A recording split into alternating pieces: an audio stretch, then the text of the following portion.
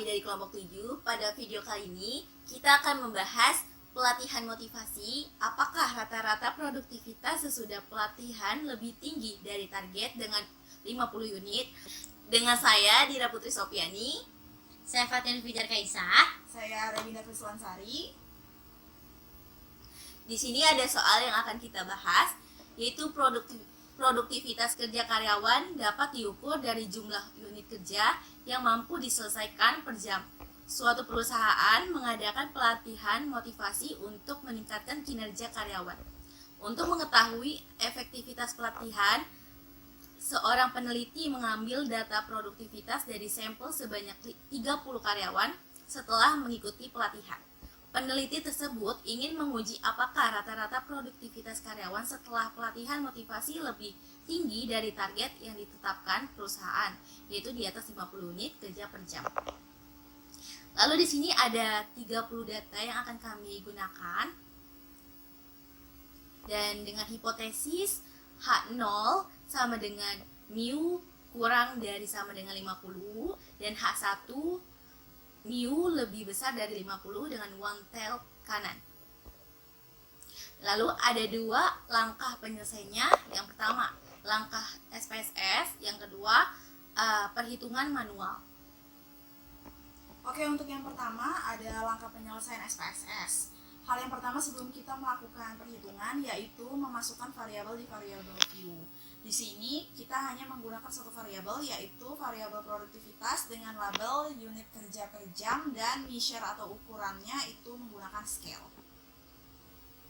Setelah kita memasukkan variabel view, kita memasukkan datanya yang sebelumnya sudah diberikan di slide sebelumnya.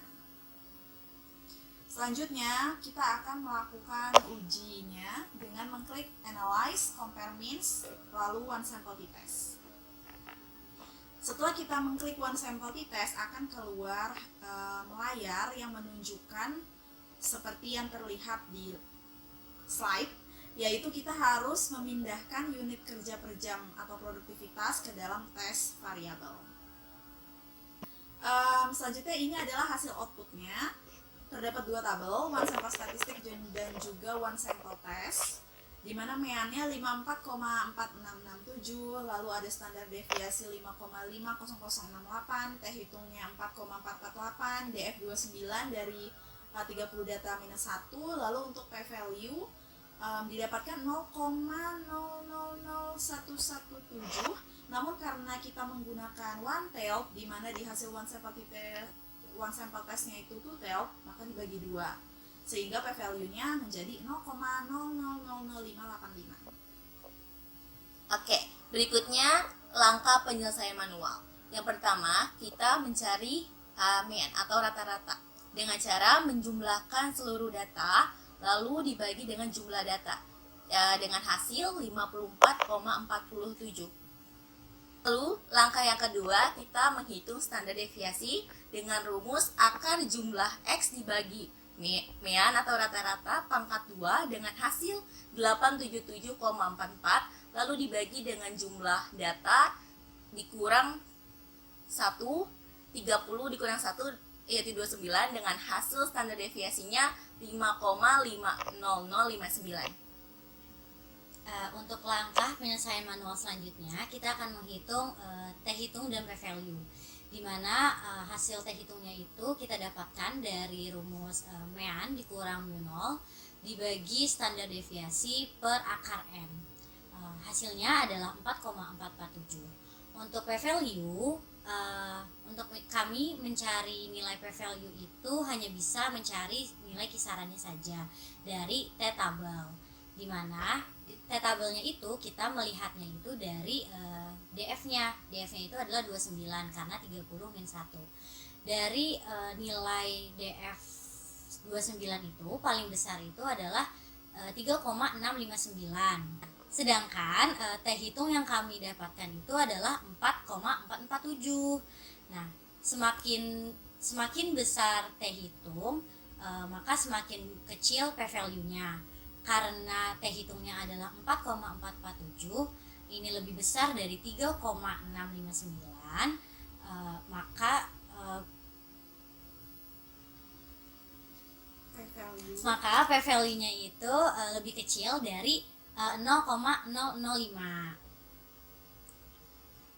Selanjutnya kita akan mencari nilai dari T-tabel yang akan dibandingkan sama T-hitung, dimana T-tabelnya itu kita lihat dari gambar ini, dimana DF-nya tetap 29, alfanya itu 0,05. Jadi hasilnya adalah 1,699. Selanjutnya, keputusan kita melihat melalui perbandingan hasil perhitungan manual dan perhitungan SPSS. Untuk nilai MEAN, standar deviasi dan T-hitung memiliki nilai yang hampir sama, tetapi ada perbedaan. Nah, perbedaan ini dimungkinkan karena adanya pembulatan pada perhitungan manual.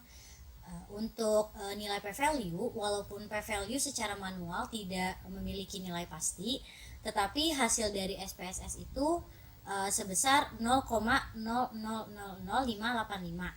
Nah, itu kan sesuai dengan kisaran manual, yaitu kurang dari 0,0005.